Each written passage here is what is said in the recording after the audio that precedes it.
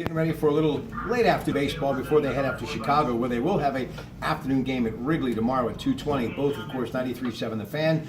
But tonight, it's Philadelphia. Garrett Cole, couple of RBIs, nice pitching performance. Bucks win, 7 out. Trade deadline fast approaching. What do you think?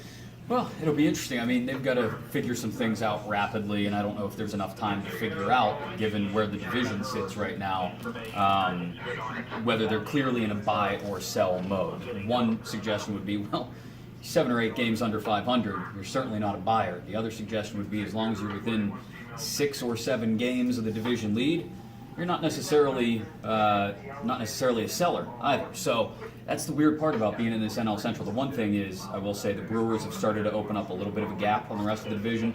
3.5 up on the Cubs and winning in Wrigley this afternoon. Real quick, and I'm a fan of Milwaukee. I mean, I like Milwaukee, one of the small market teams doing well.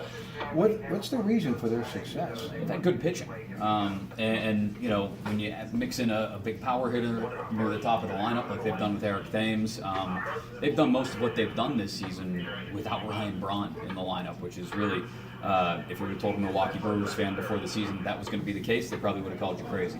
Josh Harrison, the lone All-Star, that game coming up, of course, in Miami at Marlins Park. Anybody untouchable on this team, do you think? You know, I would think guys like Jamison Tyone, Josh Bell. You know, it's hard to say though. I mean, the thing with Andrew McCutchen is, and that's obviously been the name that everybody's talked about since last year's trade deadline, is you're not going to get for him what you once would have gotten, and even with his resurgence, you're probably not going to get as much as you thought you would have gotten. And really, it makes trading him with a year left. You can pick up a club option and get him at just $14.5 million next year. Again, it's this weird gray area, and I know fans hate gray. We want black, we want white, we want to know what's right and what's wrong, but it's hard because the first 2 months and last season say one thing, but this last 6 weeks, that says a completely different thing. A couple more years, and then he's going to cash in. Scott Burrows is his manager. Will end on this note. Garrett Cole, this is me. If there would be an opportunity, Texas could use him, Yankees could use him, and they obviously got deep pockets, and they've got a lot of talent down on the farm.